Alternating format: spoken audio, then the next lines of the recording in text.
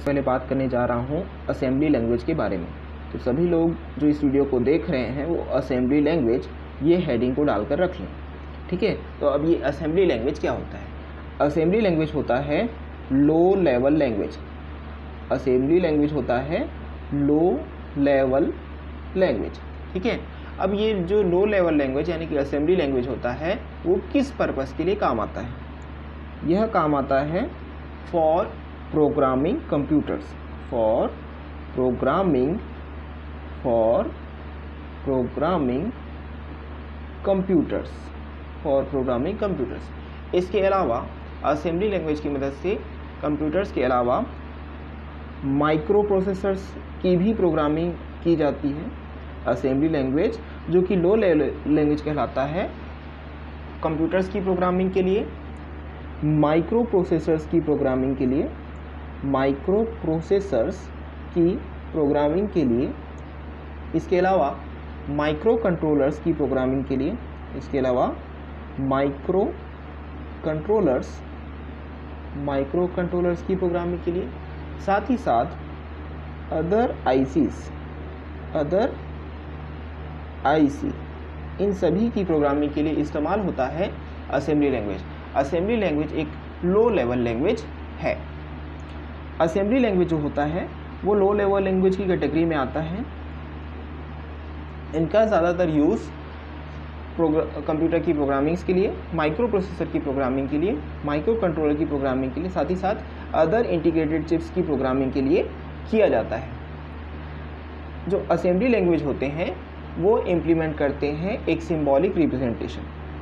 Assembly language implement करते हैं एक symbolic representation. Assembly language implement करते हैं एक सिंबॉलिक रिप्रेजेंटेशन। अब यह जो सिंबॉलिक रिप्रेजेंटेशन होता है, ये किनका होता है? असेंबली लैंग्वेज में के द्वारा जो सिंबॉलिक रिप्रेजेंटेशन होता है वो होता है न्यूमेरिक मशीन कोड्स का। वो होता है न्यूमेरिक मशीन कोड्स का रिप्रेजेंटेशन किया जाता है। असेंबली न्यूमेरिक मशीन कोड का सिंबॉलिक रिप्रेजेंटेशन किया जाता है असेंबली लैंग्वेज के द्वारा। साथ ही साथ अदर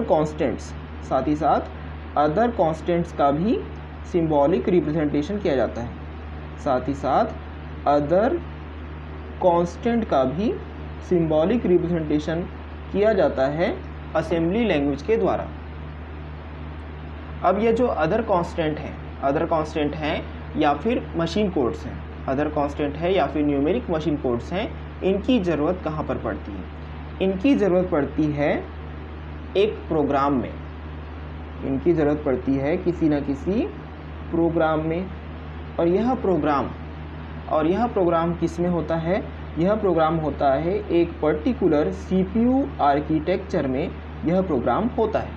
यानी कि हम यह कह सकते हैं कि असेंबली लैंग्वेज इम्प्लीमेंट करता है एक symbolic representation numeric machine codes के लिए, साथ ही साथ अदर कॉन्स्टेंट्स के लिए जो कि आवश्यक होते हैं किसी ऐसे प्रोग्राम के लिए जो एक पर्टिकुलर CPU आर्किटेक्चर में होता है। अब यह जो सिंबॉलिक रिप्रेजेंटेशन है इसे भी डिफ़ाइन करने की ज़रूरत पड़ती है। यह जो सिंबॉलिक रिप्रेजेंटेशन जो किसके द्वारा किया जाता है? सिंबॉलिक रिप्रेजेंटेशन किया जाता है असेंबली लैंग्वेज के द्वारा। तो यह जो सिंबॉलिक रिप्रेजेंटेशन है, यह सिंबॉलिक रिप्रेजेंटेशन डिफाइन किया जाता है हार्डवेयर मैन्युफैक्चरर। यह सिंबॉलिक रिप्रेजेंटेशन डिफाइन किया जाता है हार्डवेयर मैन्युफैक्चरर के द्वारा, और यह बेस्ड होता है कुछ एब्रीवेशंस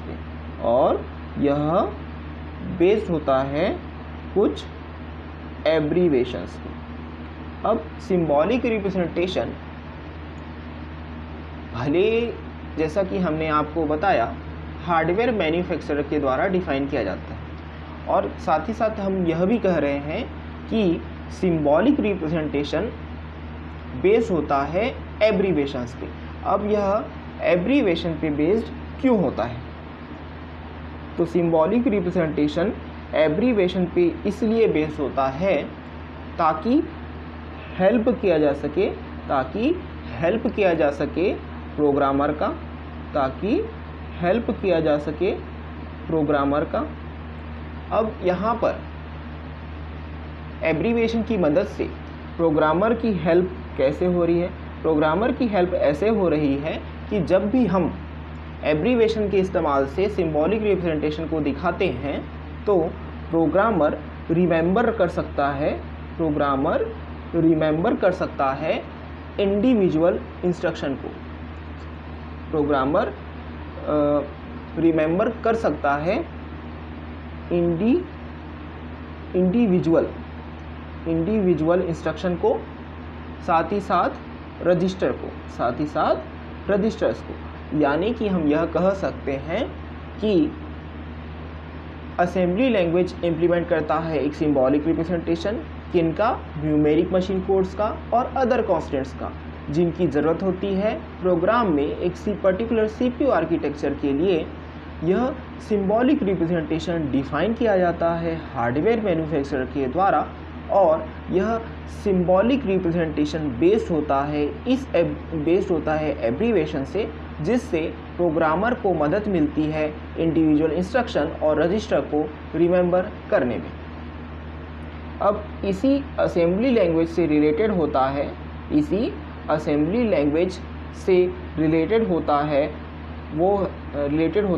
असेंबलर डायरेक्टिव। इसी असेंबली लैंग्वेज से रिलेटेड होता है असेंबलर डायरेक्टिव। अब यह असेंबली डायरेक्टिव क्या चीज़ होती है? जो असेंबली डायरेक्टिव होती है वो होता है एक स्टेटमेंट। असेंबलर डायरेक्टिव होता है एक स्टेटमेंट। अब यह स्टेटमेंट जो है क्यों दिया जाता है? इस स्टेटमेंट को देने का रीज़न क्या है? असेंबलर डायरेक्टिव स्टेटमेंट को देने से डायरेक्शन मिलता है। असेंबलर डायरेक्टिव स्टेटमेंट को देने से डायरेक्शन मिलता है। किसे मिलता है डायरेक्शन? To assembler. यानी कि जब भी हम असेंबलर डायरेक्टिव स्टेटमेंट का इस्तेमाल करेंगे, तब वह एक स्टेटमेंट की तरह होगा, लेकिन वह डायरेक्शन देगा असेंबलर को। अब असेंबलर को डायरेक्शन क्यों देना है? असेंबलर को डायरेक्शन इसलिए देना है ताकि परफॉर्म किया जा सके टास्क। कौन सा टास्क? असेंबली प्रोसेस का टास्क। ताकि परफॉर्म किया जा सके टास्क ऑफ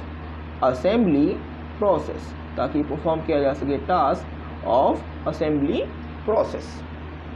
यानी कि हम यह कह सकते हैं कि असेंबलर डायरेक्टिव एक तरह का ऐसा स्टेटमेंट है जो असेंबलर को डायरेक्शन देता है ताकि परफॉर्म किया जा सके task of the assembly process.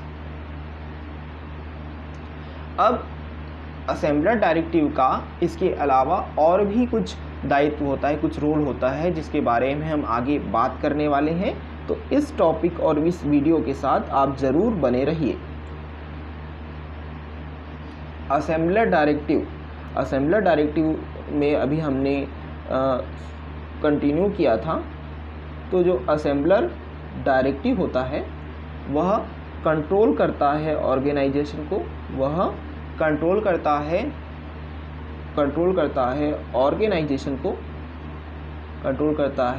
Organisation को, यानी कि यहाँ पर माइक्रो प्रोसेसर के ऑर्गेनाइजेशन को।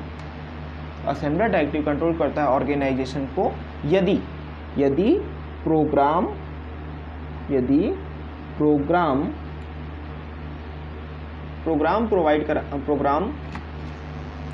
यानी कि असेंबलर डायरेक्टिव कंट्रोल करता है माइक्रो प्रोसेसर ऑर्गेनाइजेशन को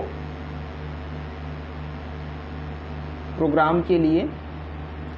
असेंबलर डायरेक्टिव कंट्रोल करता है माइक्रो प्रोसेसर ऑर्गेनाइजेशन को प्रोग्राम के लिए। साथ ही साथ साथ ही साथ असेंबलर डायरेक्टिव प्रोवाइड कराता है, साथ ही साथ असेंबलर डायरेक्टिव प्रोवाइड कराता है इम्पॉर्टेंट इन्फॉर्मेशन, साथ ही साथ असेंबलर डायरेक्टिव प्रोवाइड कराता है नेसेसरी इन्फॉर्मेशन या फिर इम्पॉर्टेंट इन्फॉर्मेशन किसे, असेंबलर को। किसे प्रोवाइड कराता है, असेंबलर को। क्यों प्रोवाइड कराता है, ताकि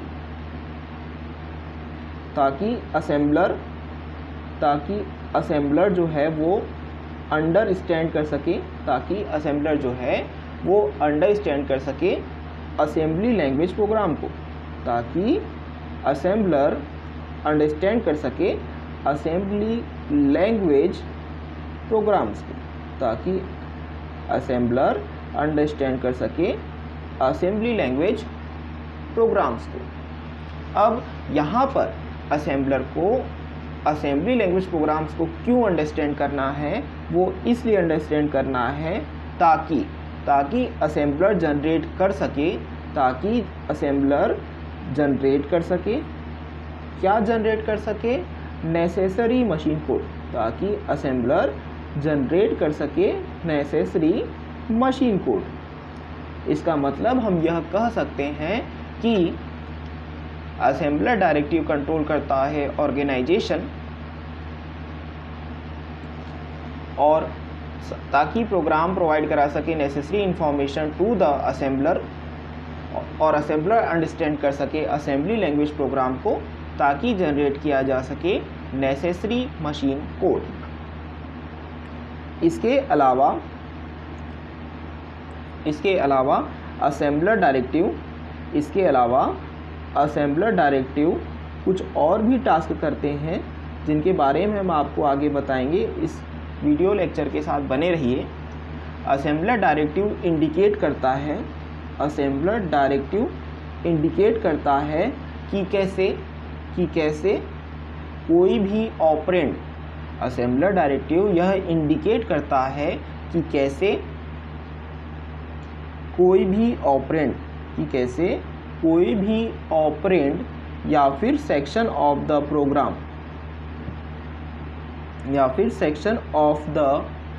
प्रोग्राम प्रोसेस किया जाता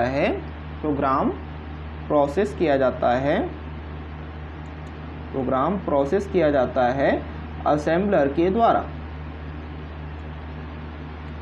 यानी कि यहाँ पर असेंबलर डायरेक्टिव यह इंडिकेट करता है कि कैसे कोई ऑपरेंड या सेक्शन ऑफ द प्रोग्राम को प्रोसेस किया जाएगा किसी भी असेंबलर के द्वारा।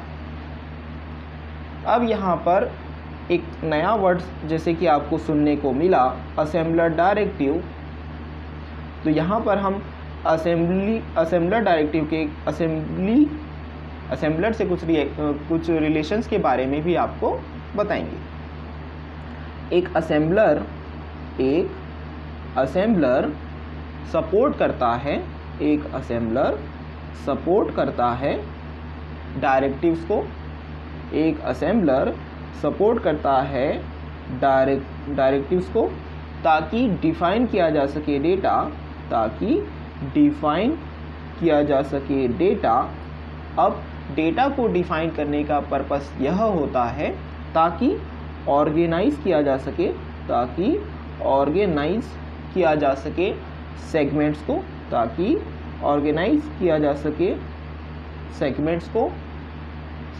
टू कंट्रोल प्रोसीजर, ताकि ऑर्गेनाइज किया जा सके सेगमेंट्स को to control procedure, to control procedure,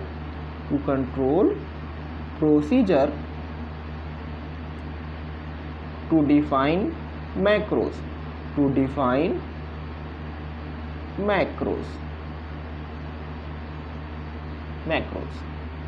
इसका मतलब यह है कि एक असेंबलर सपोर्ट करता है डायरेक्टिव्स को डेटा को डिफाइन करने के लिए, ऑर्गेनाइज करने के लिए सेगमेंट्स कंट्रोल प्रोसीजर के रिस्पेक्ट में, साथ ही साथ डिफाइन करने के लिए मैक्रोस।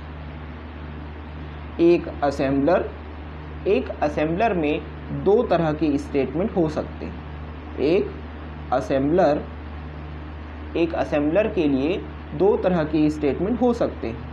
पहला होता है असेंबलर इंस्ट्रक्शन, और दूसरा होता है असेंबलर डायरेक्टिव, जिसके बारे में अभी हमने बात की है। दूसरा होता है असेंबलर डायरेक्टिव। यहाँ पर आपको यह ध्यान देने की ज़रूरत है कि जो भी असेंबलर इंस्ट्रक्शन होगा वो ट्रांसलेटेड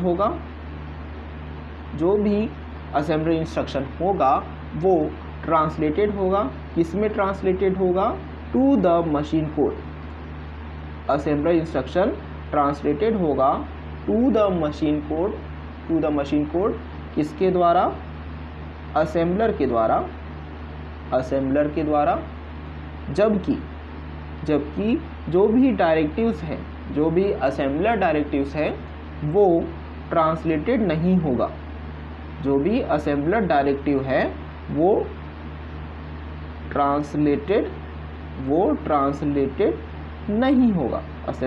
क्या है? वो ट्रांसलेटेड नहीं होगा। किस में ट्रांसलेटेड नहीं होगा? मशीन कोड में ट्रांसलेटेड नहीं होगा असेंबलर डायरेक्टिव। इस वीडियो में बस इतना ही। इस वीडियो को लाइक करें, शेयर करें और हमारे चैनल को ज़रूर सब्सक्राइब करें। Thank you.